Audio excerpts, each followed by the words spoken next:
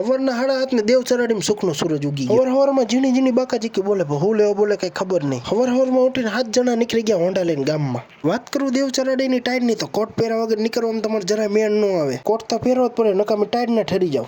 મિતેશ માવો ન ખાતો પણ માવો બનાવતા સારો આવડે કારણ કે માવાની દુકાન. પાછા રિટર્નમાં દેવ ચરાડીએ મારી દીધી બ્રેક કારણ કે ચા પીવાની ગાંઠિયા ખાવાના. ગામના બોડે ચા પાણી પી લીધા ને પછી બધા આવી ગયા ઘરે પછી બદલાઈ નાખ્યા કપડા. બધા બદલાય આપણે થોડું બાકી રહેવાય. આ પાછા અમારા દેવ સરાડીના જોવાની આવ કરે હે કામ જોવો. ખાલી એમ તો ચોટીલા વાળા જ લોક જો અહીંયા જોવે. લગન છે કે વાતો બેનના લગનમાં કઈ પહેરવેશ કટવો. ભજીયાના ગોટાનો થાળીઓ ભરીને કરી નાખ્યો સ્ટોક. તેલ ગરમ થઈ ગયું ને ભજીયાના ગોટા નાખી દીધા ચણા લોટમાં બોરીને. અંદર ભલે ભજીયા બનતા પણ આપણે થોડુંક બારે કામમાં ધ્યાન દેવું પડે. બધા ભાઈબંધ દોસ્તાર ભેગા થઈ ગયા હતા ને પાણીની ટીપણા ભરવાના હતા. જાન જાજી આગી નથી એટલે પેલા કામ તો કરી નખાય. નડીમ ફ્રેક્ચર થઈ ગયું. દેવ સરાડીના 2 ફેમસ ડોક્ટર બોલાવ્યા. મલમ પટ્ટી કરી ભરીને મીઠાઈ આવી ગઈ. આને લગન મામાને ભજીયા ટેસ્ટ કરવા જ પડે. બાકી સાચું ટેસ્ટિંગ તો એનકોર જ હાલતું હતું. ભલે પીરસવા ઉભા ભૂખ લાગવી જ ન પડે. જમાઈની એન્ટ્રી પડી ગઈ ને જમણવાર થઈ ગયો ચાલુ. આપણને જાજુ પીરસતા ન આવડે એટલે દાળમાં જ ઉભું રહેવાનું હોય. તો પીરસવામાં હરીફાઈ થઈ જ જાય. આપણી ટીમમાં જો એટલા માણસો હોય ને આમે વળી એક ટીમ હે દેખાડો હમણાં રહ્યો.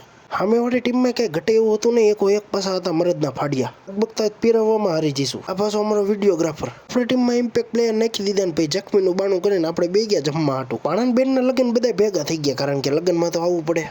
જમી લીધું ને મળવા આવી ગયા ભાણાને કારણ કે મોઢું દેખાડવું પડે. આપણે તો દેખાડી જ દીધું છે. આપણે પીરવવાની જગ્યાએ આ બધા માણસોને એડ કરી દીધા જોઈ લ્યો. એમાં કઈ ઘટવું જ ન જોઈએ. બપોર 1:30 ટાઈમ ને દેવ સરાડીને કહી દીધું બાય બાય. નેક્સ્ટ ટાઈમ તો ખિસકાઈ ચોટીલા બાજુ હવે.